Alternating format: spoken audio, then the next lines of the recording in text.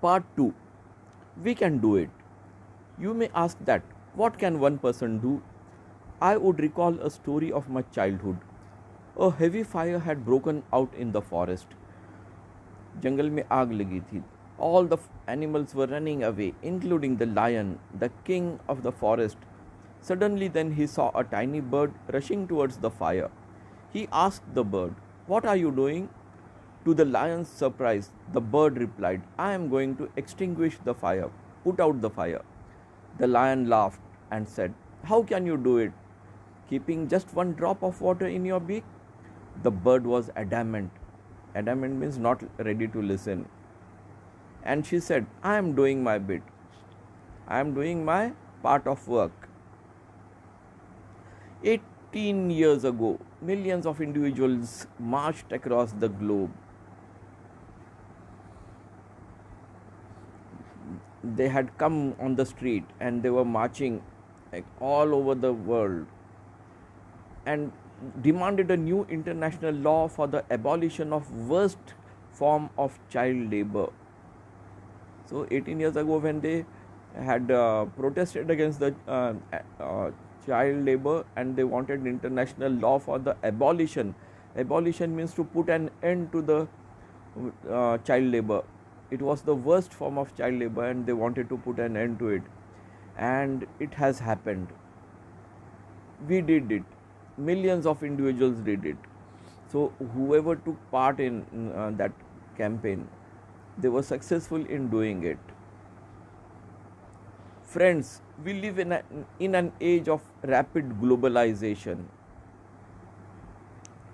We are in an age of rapid globalization. Globalization means bringing out changes for the good of the humanity all over the world. That is globalization. It is in the form of education, in the form of business. We are connected through high-speed internet. We exchange our goods and services in one single global market.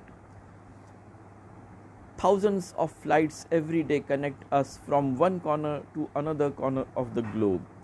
But there is one serious disconnect, and there is a lack of compassion.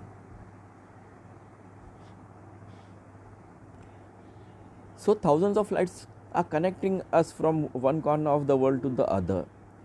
But what we are not getting connected with is the compassion for the people, other people. Compassion means concern, the love, the concern, daya, hamdardi.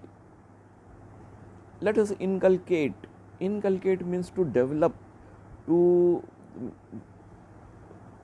put that habit, to make that habit and transform this individual compassion.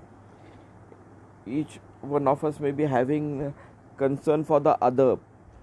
That is individual, on an individual base. अकेले हम थोड़े लोग जो कर रहे हैं individual level पे, तो उसको हम लोगों को क्या करना है, ग्लोबलाइज करना है, ताकि सबके सब लोग है ना वो ये करें, कंपैशन रखे, so that all the people all over the world, they too have the same compassion. Mahatma Gandhi said, "If we are to teach real peace in this world, we shall have to begin with the children."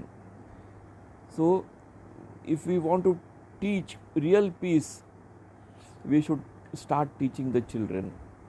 I humbly add, let us unite the world through the compassion for our children. So I humbly add means I am putting out one more point. Let us unite the world through the compassion for our children. If we don't have compassion for individuals, let us have at least compassion for our children, so that we can unite the world. I ask, whose children are they who stitch footballs yet never played with one? They stitch the footballs as laborers, but are they able to play football? No. Whose children are they who harvest cocoa? Cocoa is an ingredient in chocolates. We all as children have tasted chocolate.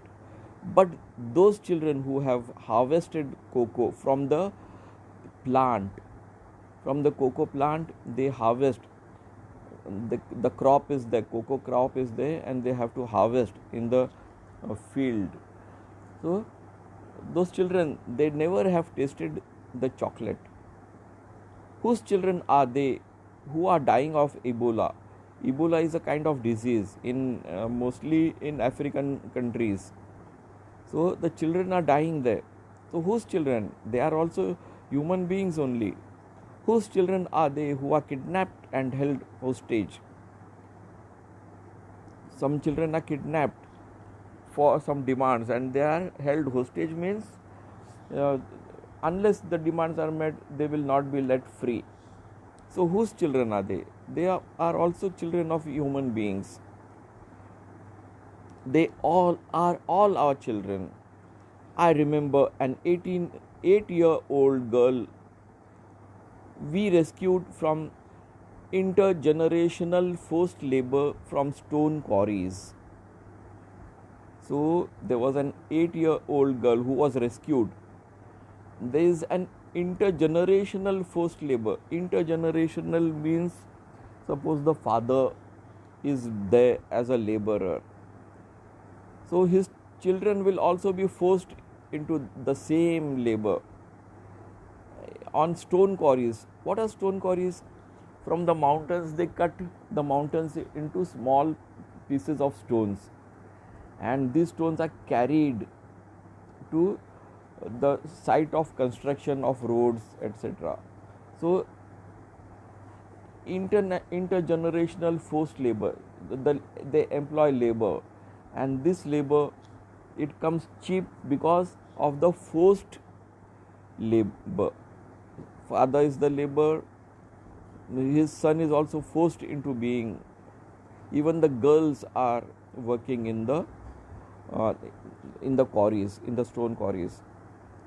When she was sitting in my car right after her rescue, she asked me, "Why did you not come earlier?" So she was rescued and she was going along with the author, and she asked, after her rescue, immediately she was sitting in the car and she asked, "Why did you not come earlier?" So she was happy, but still she wanted her sufferings to be reduced. So if the author had come earlier, then she would not have felt the whatever pain she had gone under. Her angry question still shakes me. Her angry question, she was innocent, but she was angry why she was not rescued earlier. And her angry question still shakes me and has the power to shake the whole world. दुनिया को हिला के रख देने वाला उसका question था वो. Her question is for all of us. What are we doing? What are we waiting for? How many girls will we allow to go without rescue? Children are questioning our inaction and watching our actions. We need collective actions with a sense of urgency. Collective means all of us together should act and rescue the children from child labor. Every single minute matters. Every single child matters. Every single childhood matters. Therefore, I challenge the passivity and pessimism surrounding our children. Therefore, the author is challenging the passivity, means doing nothing. So, if we are not rescuing the children, we are doing nothing.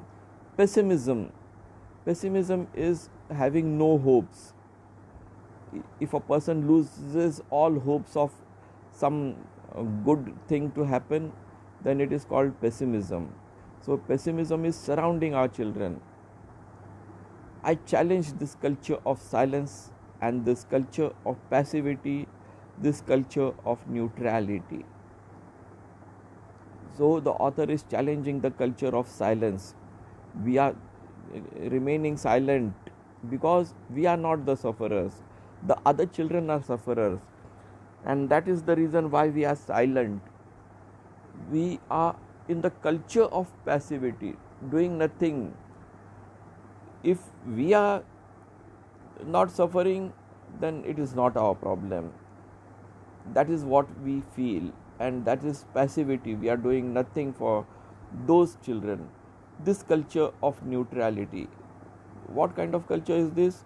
A culture of neutrality, doing nothing for the others. We don't have concern, we don't have humanity.